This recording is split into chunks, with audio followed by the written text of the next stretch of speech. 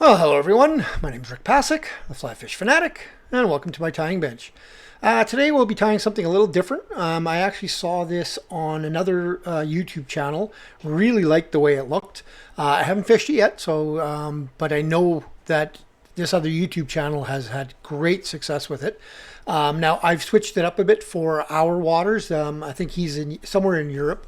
And the name of his channel is Coast Fly. I'll put a link below to his channel.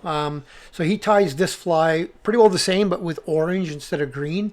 I thought this green, kind of a cat's whiskers style of this fly, would be kind of cool. So we'll see. We'll see if you guys like it. I think it would work really well for salmon. I think it would work in smaller sizes, would work really well for trout. So here we go. So this is what we're going to be tying. It's kind of a cool little fly. It's all made out of CDC and a little bit of dubbing, and yeah. So this one, size-wise, would be more for salmon, I would think. So let's get her going. So again, thanks to Coast Fly for the inspiration. I know he got it from somewhere else. I think he called this his Snowflake. I think that's what he called it. So, this is a size 4 Mustad O'Shaunessy. So it's a saltwater hook. I'm going to use some Semperfli Classic waxed in a chartreuse. Just get this started. I'm going to get this put in properly here so it doesn't move on me. Just get her started. Now this one's not the quickest fly in the world to tie. I've tied a few of them now today, but it's definitely not the quickest fly. So I'm just going to get a little bit of a base down. Not really hugely important here. So now I've got 2 CDC feathers in my material clip. Okay, try to line them up as best as you can. These 2 were the longest ones I could get out of my pack here. My pack's starting to get worn. I'm gonna have to get some more. So I've got that. I'm gonna do a dubbing loop.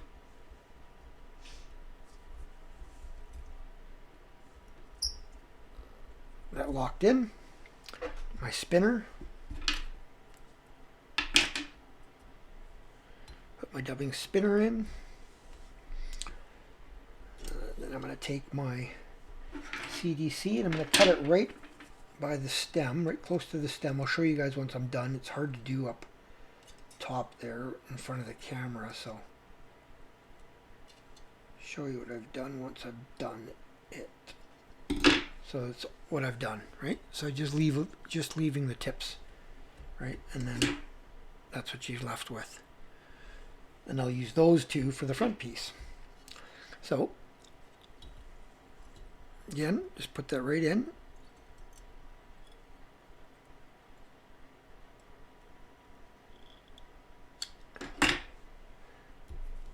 Like holding my thread tight with my finger, my forefinger, and my thumb. Give my dubbing spinner just a little bit of a spin, and let it go. That'll do the original catch in. So one more spin.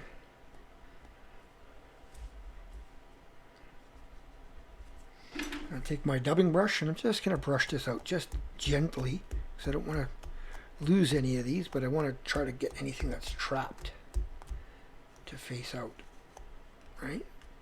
So, okay. Wrap. Move my mouse, it's in the way.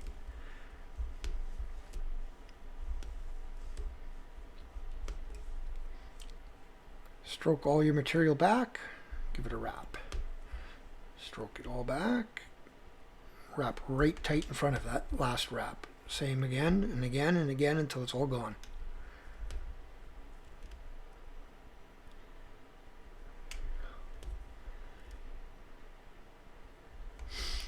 I thought this would be really cool. As soon as I saw the video, I'm like, oh wow, yeah, do that with the green body and the green dubbing and green thread.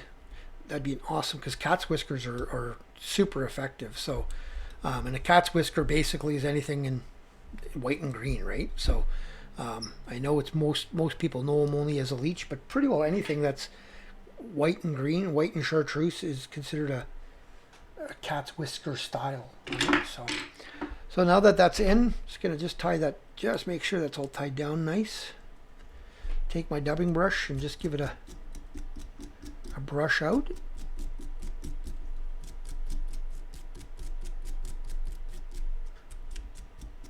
Make sure all that stuff, and if there's anything, if you think there's anything trapped, just take your pick and just get in there and just pick if you think that anything is trapped. But usually if you use a dubbing brush like I just did, it's pretty good. Got a couple of them that come loose there. But yeah, especially if you go forward and then back, seems to really want to, picks it out nice. Okay, so now I'm just going to go forward. I'm going to take a piece of my pearl tinsel. If I can find where I put it. No, I'll have to cut a new piece. Oh, no, there it is. Piece of pearl tinsel. This is going to be for the body portion, if you want to call it that. Just lay it in there.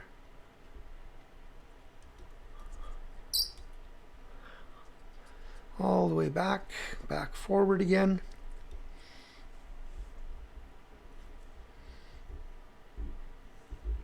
Just overlapping wraps. Ensure that you get it all covered. Right about there. Lock it in.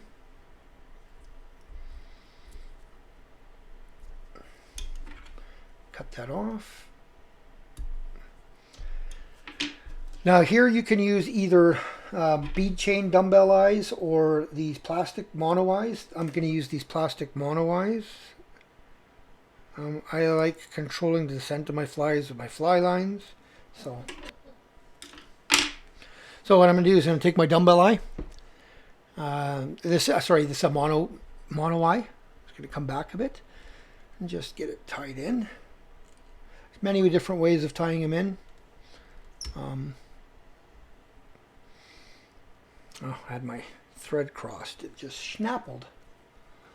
Many different ways of tying them in. This is one way. There's many different ways.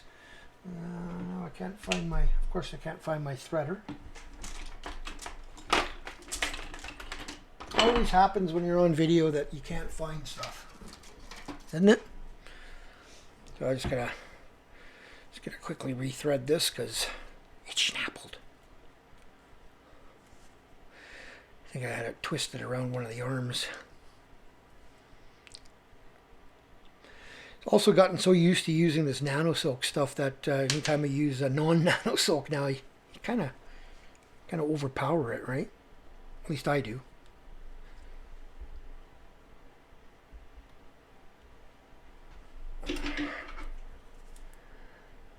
Nip that off, nip off the broken piece. Okay, back at it. So now we're just gonna make sure it's centered, make sure it's facing the right way. Figure eight, figure eight, figure eight. Since there's no weight to this, it's not gonna ride upside down or right side up, or you know what I mean. It's just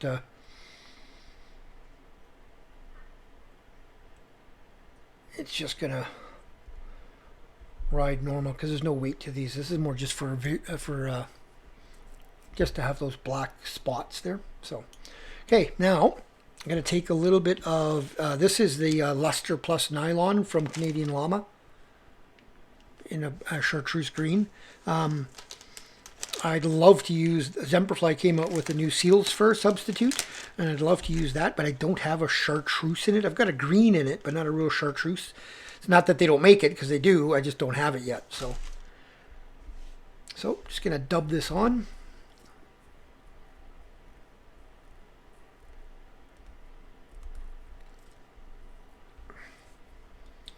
And just right behind there, a bit of a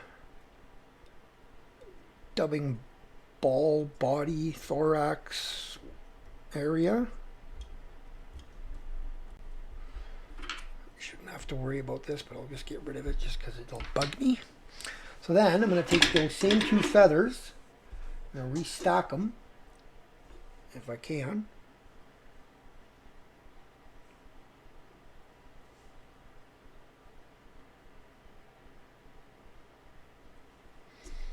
get in there and get all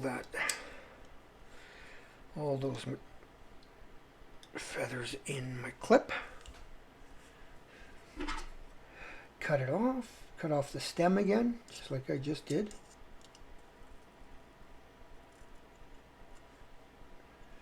Earlier.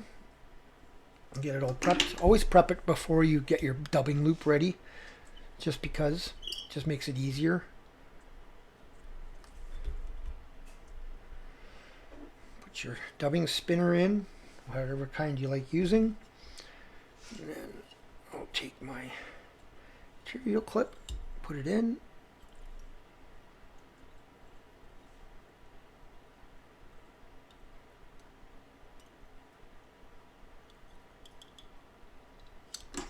Missed some.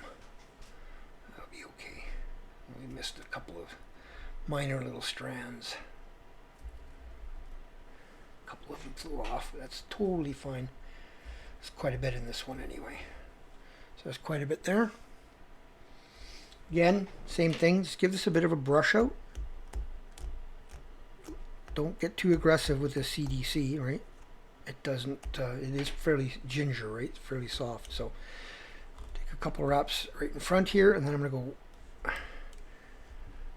one right behind, one over through the eyes that way, one from the front through the eyes that way, and then finish it off in front here.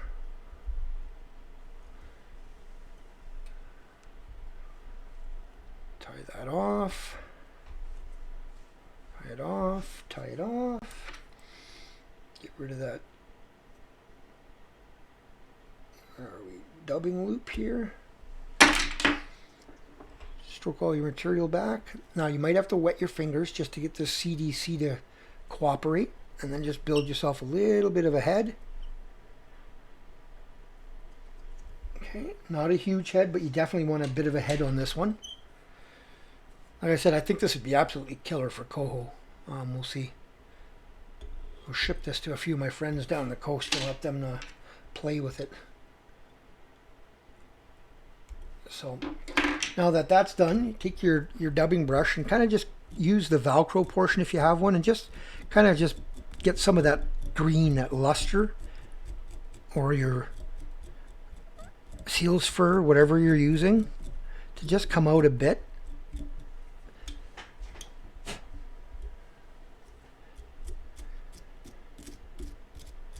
And then just stroke all that back, and there you go. There's your finished fly. Like I said, he called it the what the heck did he call it again? The Snowflake. That's what he called it. But I think it's a great looking little fly. I think it'll just crush. So if you want to have some weight to it, just put dumbbell eyes on there.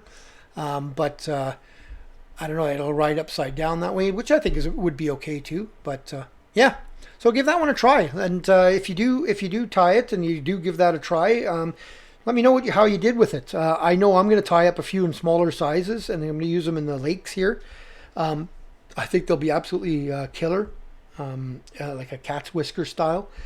I think they'll be absolutely killer in a smaller size for trout. So, alrighty. Well, I hope you guys enjoyed that one. Like I said, that's a bit of an experiment, but that's what fly tying is all about, right? So. Tie lines, hope you guys enjoyed it. If you did, thumbs up, please. Share with your friends. Share the page with your friends. We're really close. I think we're like 15 or 18 away from our 1,000 subscriber giveaway, which will be a copy of my books and assortment of flies. I can't do the actual giveaway on Facebook. I was hoping on YouTube. I was kind of hoping I could. I was hoping I was able to just get my subscribers list and do a draw, but it's almost impossible to do that way. Well, actually it is, because they don't allow it. So what we're going to do is we're going to set up another page. All you guys got to do basically is go there and like the post and comment, and that's it. And yeah, and then from there we'll do a draw of those people. So tie lines, everyone.